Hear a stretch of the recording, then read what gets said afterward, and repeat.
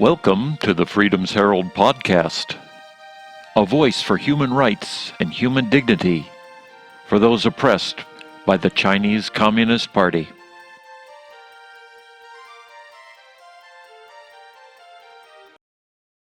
China always tell lie to the world, Today I'm proud to have the opportunity to speak with Shadman Mahmoud Wayit, also known as Uyghur Man.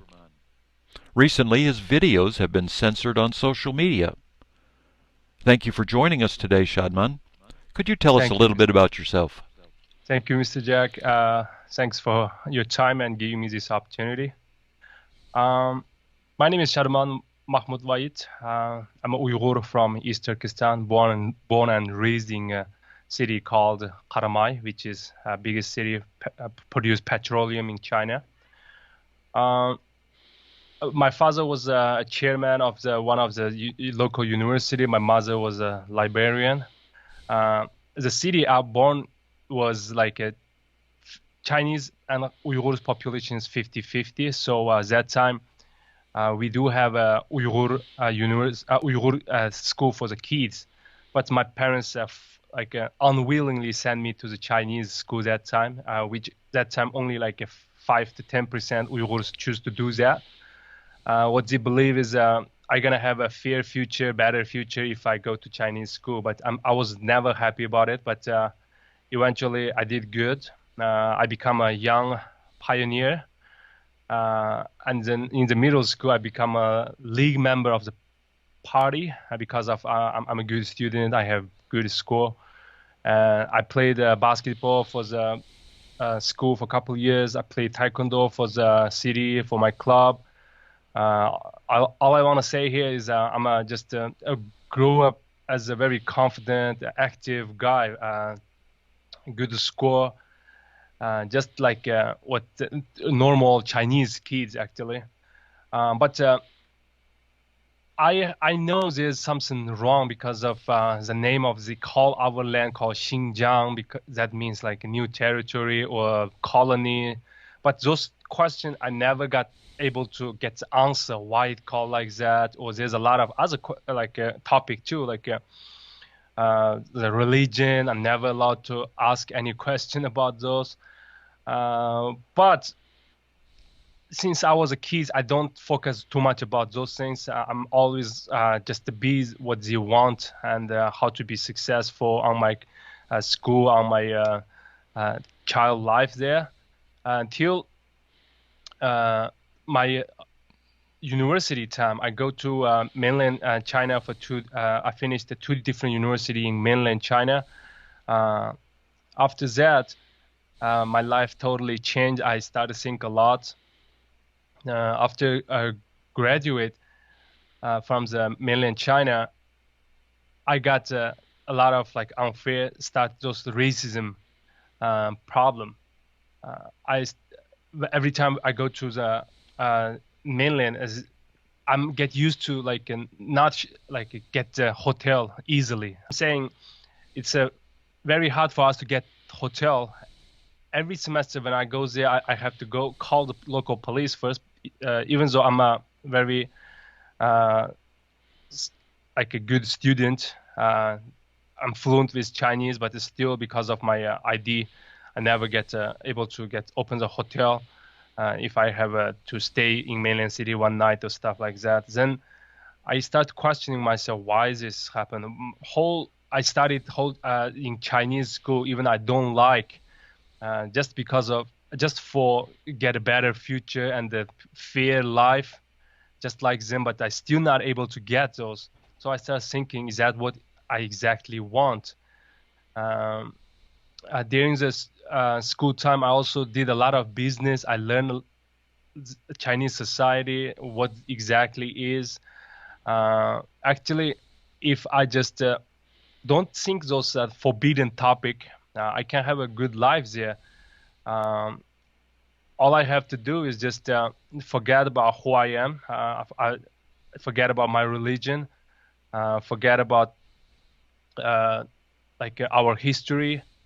I just obey the Chinese communism. And then I can be the party member. I can move up a very good life, I believe. But after graduate, like I said, it's very important time period for me because I was feeling like I am in the fork road, and that's the only chance if I want to left from the country. Because after I got a stable job, it's gonna be so hard, almost impossible for me to get the passport and have any reason to leave from China. So my parents always wanted me staying East Turkestan in Karamay with them and get a job. Like, what does he do? But I don't want to get no answer from those questions, like who we are, uh, why we not allowed to talk religion, why my land called the Xinjiang, like colony, why we can't we have to keep calling that way. Those questions is like I always want to get answer, and those kind of racism also getting harder and harder. Even hard for us to breast at the time 2015, 2014. Those security check everywhere just because of our appearance and our ID shows we are Uyghurs. We just facing those unusual body check, security check.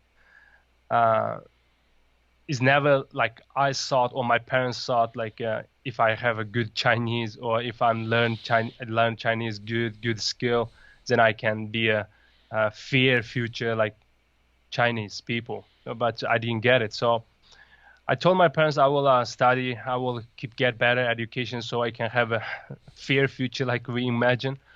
Then they not fully supported me. They said they kind of stay silent. So I spent 2 years to prove myself to the Chinese communists. I'm a good guy. I'm not religious.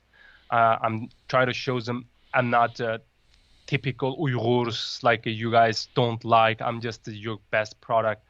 I'm almost assimilated like you guys. Then they gave me my passport, miraculously that time, should say.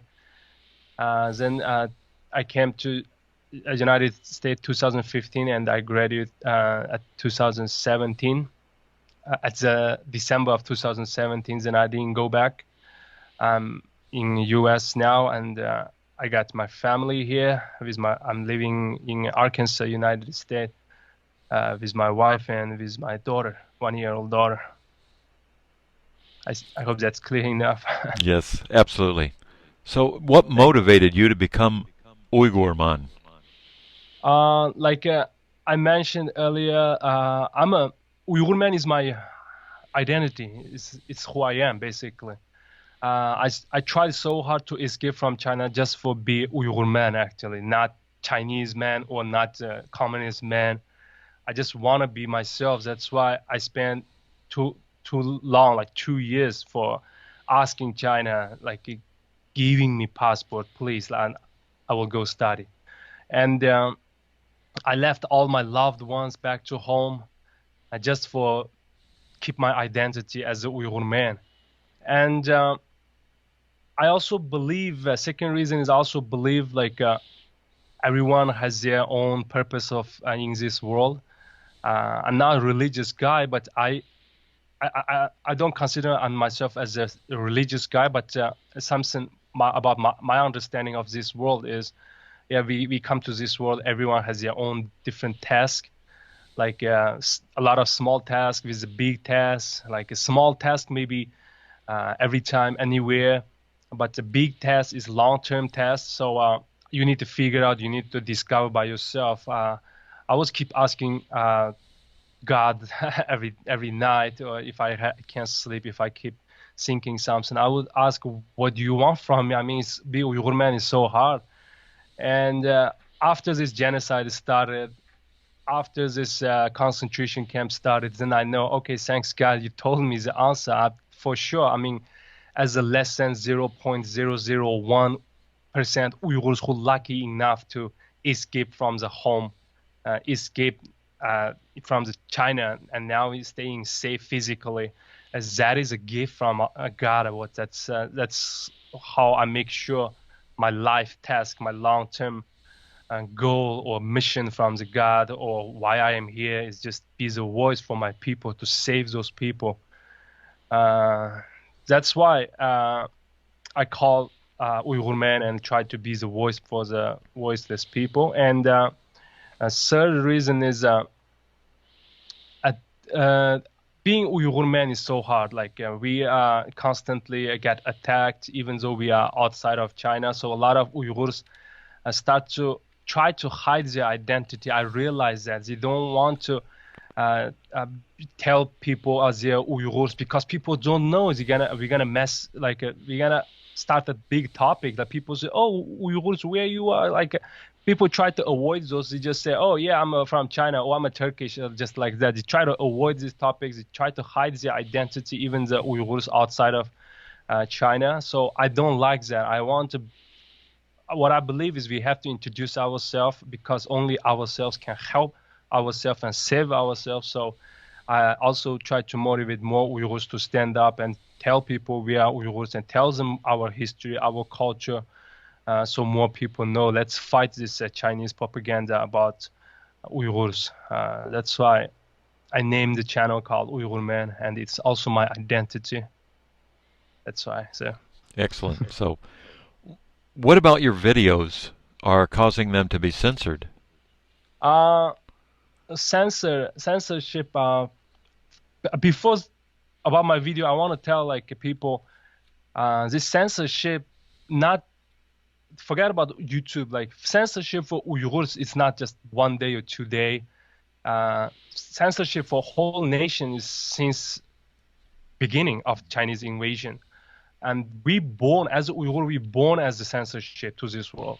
No one know us. Like we are more than 35 million people and living in such a big land, and no one know us. When I came to United States, I'm so proud I'm Uyghur. When different places or gathering, I would introduce myself. I'm Uyghur, but no one knows. That surprised me. And then I asked them why, because they just never know. And I checked online, and then all those information is wrong. It's not. It's filled by Chinese communists, and even a lot of our neighboring countries, these sayings they don't know. Like even the president of Pakistan, Imran Khan, also on the media, he said they don't know about Uyghurs. That's the biggest censor, not about just the YouTube. Like that's we born as a censorship, so it's not unfamiliar things for us. But about my video, it is constantly getting attacked by a secret power or secret nation.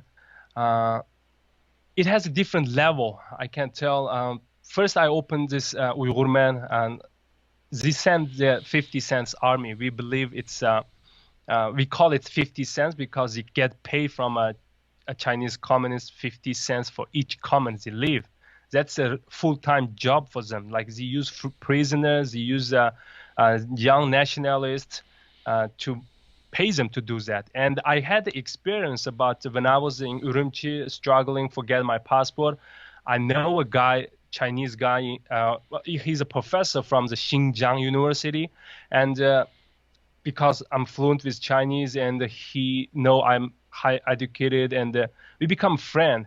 He also have a computer business. That's why I met him in a computer store, and then we become friends. We keep contact each other that time, and he offered me a job. He said, "Okay, I can offer you as a Xinjiang University staff or the teacher. What you do is you have to help us translate those Uyghur contents online out of the China. Like it means nowadays like Facebook or the Twitter or Instagram."